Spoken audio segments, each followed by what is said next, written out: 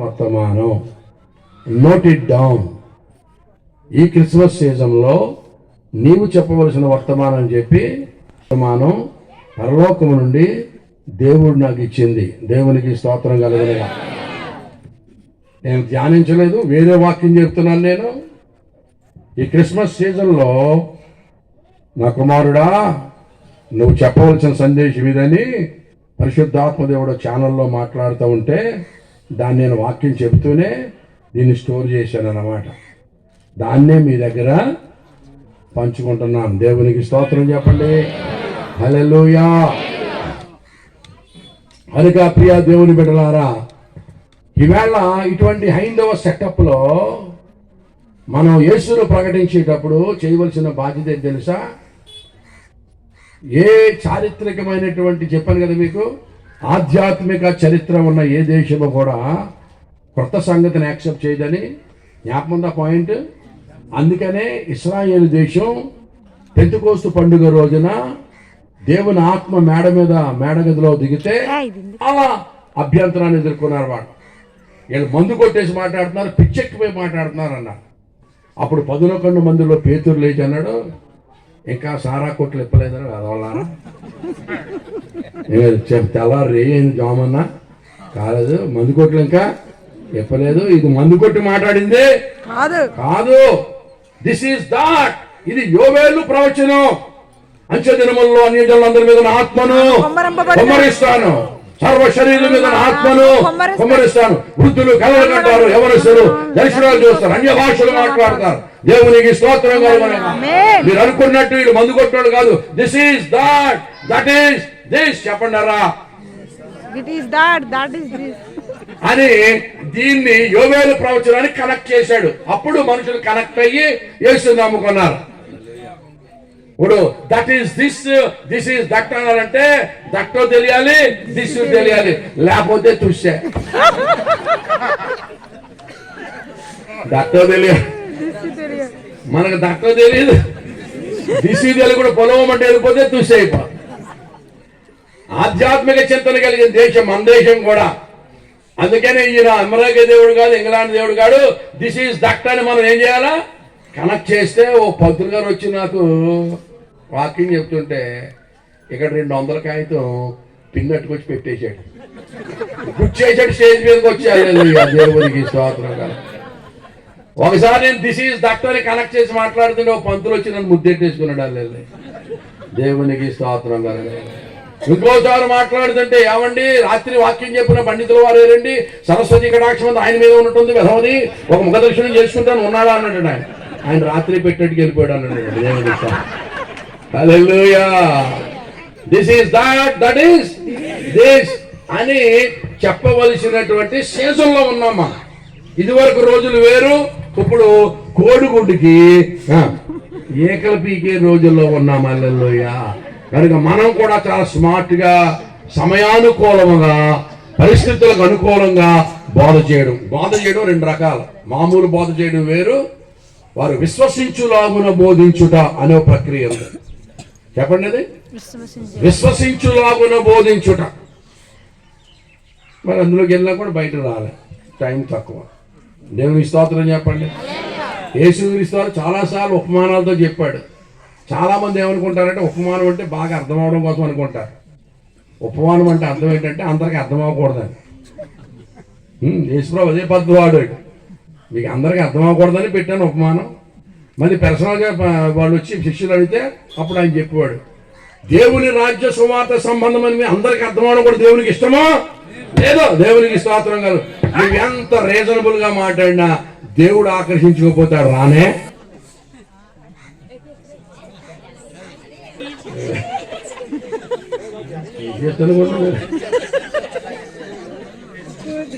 సక్రమంలో స్థలంలోకి మనం ఏడుతుంటే హల్లెలూయా. దేవుడు ఏం చేస్తాడంటే మొదట లాజిక్ వాడతాడు. లాజిక్ అంటే తర్కం. దానికి లొంగపోతే మ్యాజిక్ చేస్తాడు, అంటే అద్భుతం. రెండిటికి నమ్మకపోతే ఇప్పుడు ట్రాజిక్ అవుతుంది అన్నమాట. ముందు లాజిక్, తర్వాత మ్యాజిక్, తర్వాత మ్యాజిక్, తర్వాత ట్రాజిక్. రెండింటికి లోపోతే ట్రాజిక్. అప్పుడు యాక్సిడెంట్ అయిపోతే ఇంతే సంగతి చెత్తగా. దేవుడికి స్తోత్రం గారు. హల్లెలూయా చెప్పండి గట్టిగా. హల్లెలూయా. అందుకే దేవుని పుట్టుక పుడతాడని చెప్పాడు, వేద గ్రంథాల్లో పుట్టాడు. ఎక్కడ పుడతాడో చెప్పాడు, అక్కడే పుట్టాడు. ఎలా పుడతాడో చెప్పారు గ్రంథాల్లో, అలాగే పుట్టాడు. దేవునికి స్తోత్రం కలుగునుగా. ఎలా పుడతాడు? అందరిలాగా పుట్టడు. తల్లిదండ్రుల కలయిక వల్ల పుట్టడు, స్త్రీ పురుషుల కలయిక వల్ల పుట్టడు. ఒక ప్రత్యేకమైన పుట్టకుంది దీని కొరకు ఏర్పాటు చేశాను. కన్యక గర్భవతి అయి కొడుకులు కంట. హల్లెలూయా. నాకు ఇప్పటికీ జ్ఞాపకం, ఓ చోట నేను కరపత్రాలు పంచుతున్నాను. యేసు ప్రభు గురించి కరపత్రాలు పంచుతుంటే ఒక నా చేతి నుంచి లాగేసుకున్నాడు. ఇసుక తోట లాగేసుకుని నలిపేసి పడేసిన వంక ఎర్రగా చూస్తున్నాడు. చూస్తూ ఆడే అడిగాడు, దీంట్లో ఎవరి గురించి రాసి ఉందా అన్నాడు. మరి పడేసేసి అడిగే బదులు చదవచ్చు కదా అన్నాడు. నలిపేసి పడేసి అడుగుతున్నాడు, ఇందులో ఎవరి గురించి రాసి ఉందా అన్నాడు. పడేసి బదులు నలిపేసి పడేసి అడుగుతుంది, చదవచ్చు కదా అన్నాడు. యేసు ప్రభు గురించే కదా అన్నాడు. అవును యేసు ప్రభు గురించే అన్నాడు. నీకు ఆయన ఎలా పుట్టాడో తెలుసా అన్నాడు. తెలియకపోవడం ఏంటి అన్నాడు. ఎలా పుట్టాడో చెప్పు అన్నాడు. కన్యక గర్భవతి అయి కొడుకునికి అన్నది అన్నాను. నీకేమన్నా మెంటలా అన్నాడు. ఏ అన్నాను. ఎక్కడన్నా పురుషునితో సంబంధం లేకుండా పిల్లలు పుడతారా అన్నాడు. మనుషులకైతే అసాధ్యం కానీ దేవుడికి సంవత్సరం సాధ్యమే కదా అన్నాను.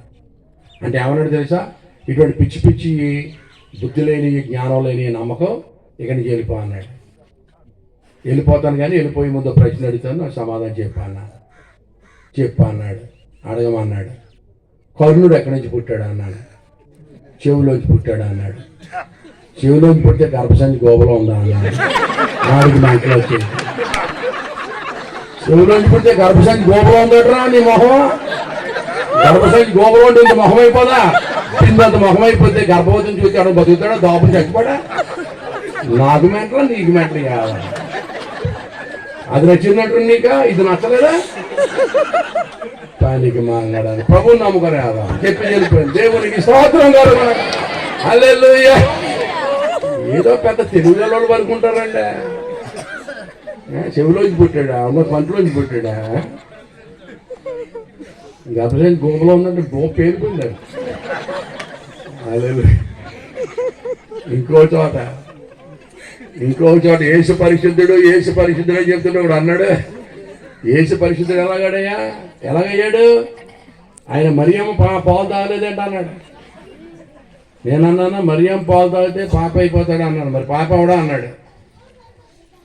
అంటే ఏదైనా పాలు తాగితే ఆయన మనకు వచ్చేస్తాయంటే, గేదె పాలు తాగితే గేదె పాపాలను, గాడిద పాలు తాగితే గాడిద పాపాలు వస్తాయంటే రెలవా? తిన్నది తాగింది పొద్దున్నే దొడ్లోకి వెళ్ళదండు ఎంత అవసరం అంటే అది బయలుపూలోకి వెళ్ళిపోతుంది. దేని చెప్పాడు పనికి మాలనాడా? గేదె పాలు తాగితే గేదె పాపాలు, గాడిద పాలు తాగితే గాడి పాపాలు వస్తాయటండి. తిన్నదే తాగింది ఎక్కడికి వెళ్తుంది? బయలుపూలోకి వెళ్ళిపోదు. ఏంటో తెలివితేట ప్రదర్శించారు. ఒక చోట బండి మీద వెళ్ళిపోతున్నా, తోడ అడ్డంగా పెట్టేశారు ఏజెన్సీలు. డబ్బులు అయిపోతే వెళ్ళొద్దంటున్నా. ఏ అంటే తల్లి ఒప్పుకోదన్నా. నేనన్నా ఎత్తి తండ్రి ఒప్పుకోడు అన్నాడు. చెప్పితే తల్లి ఒప్పుకోదంట. మరి అలాగే చేస్తే తండ్రి ఒప్పుకోడు అన్నాడు. తండ్రి ఎవరు అన్నాడు. తల్లి ఎవడు అన్నాడు. ఆ తల్లి ఏదో కొండ మీద ఉంది అన్నాడు. తండ్రి అడుగు పోయి ఉన్నాడు. ఏడన్నా తీసుకుపోయినా అలాగే వెళ్ళిపోడు. దేవునికి స్తోత్రం. దేవునికి స్తోత్రం. ఏం చెప్పిపోతారంట, తల్లి ఒప్పుకోదంట. ఏస్తే తండ్రి ఒప్పుకోడు.